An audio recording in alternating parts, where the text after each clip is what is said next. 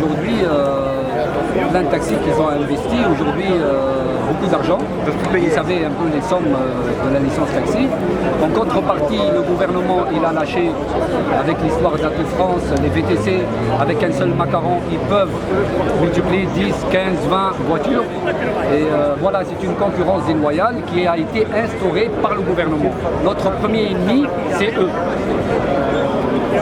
Et que Uber et toutes les compagnies qui font avec leur application, bon, on est pour la nouvelle technologie, mais si la nouvelle technologie elle vient pour foutre le bazar dans des professions, on n'en veut pas.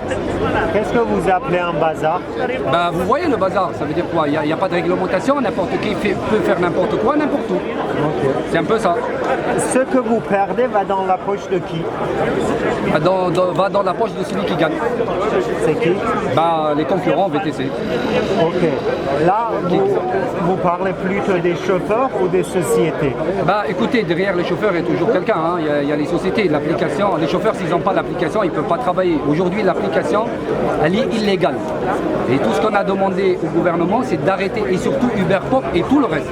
Parce qu'en faisant du convoiturage avec des voitures particulières, peut-être c'est une solution pour le gouvernement, pour les gens, pour arrondir leur fin de mois par rapport à la crise, mais ce n'est pas une solution pour nous.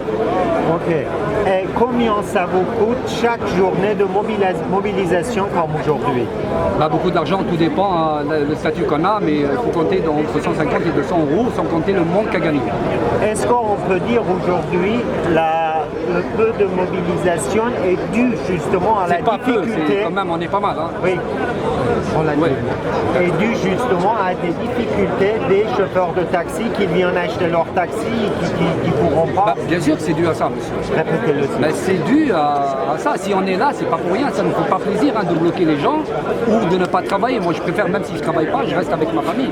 Mais là, si on est là, c'est pour une cause. Et la cause, on ne va pas se la voiler, tout le monde la connaît, elle existe depuis 2009. L'instauration des VTC. Et les VTC aujourd'hui, c'est la contrefaçon du taxi. Et c'est pas logique. Jusqu'où vous êtes prêt d'y aller? Ah, jusqu'au bout. Vous savez, nous, c'est un métier qui apprend la patience. On peut attendre, mais il y a des limites à tout. Qu'est-ce que vous appelez jusqu'au bout? Aller jusqu'au bout? Ben, jusqu'au bout, si ça ne s'arrange pas, on fera des manifs, mais à l'infini. Quel est votre bilan d'aujourd'hui? Ben, on peut pas dire un bilan parce qu'on n'a pas encore les résultats. Aujourd'hui, on est là, tout le monde bouge, on est là, et on va voir ce qui va se passer comme d'hab à l'Assemblée nationale, qui est devenue le cimetière des taxis parisiens, malheureusement. Ok.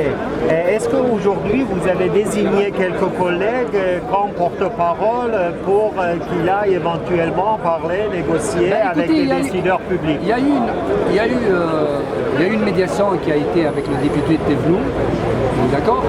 Et qu'aujourd'hui, son rapport, son projet de loi ne nous convient pas. Alors maintenant, on a certainement nos syndicats qui vont y être à la table de négociation, et puis avec un groupe de taxis libres. Est-ce que les syndicats, selon vous, sont suffisamment aujourd'hui au point et engagés? Ben écoutez, on a deux types de syndicats malheureusement. C'est qu'on a un type de syndicat avec leur bonne foi de défendre le métier, mais ça manque malheureusement de compétences et de moyens. Et on a un autre type de syndicat qui défend la cause pour un intérêt, pour un conflit d'intérêts. Merci beaucoup.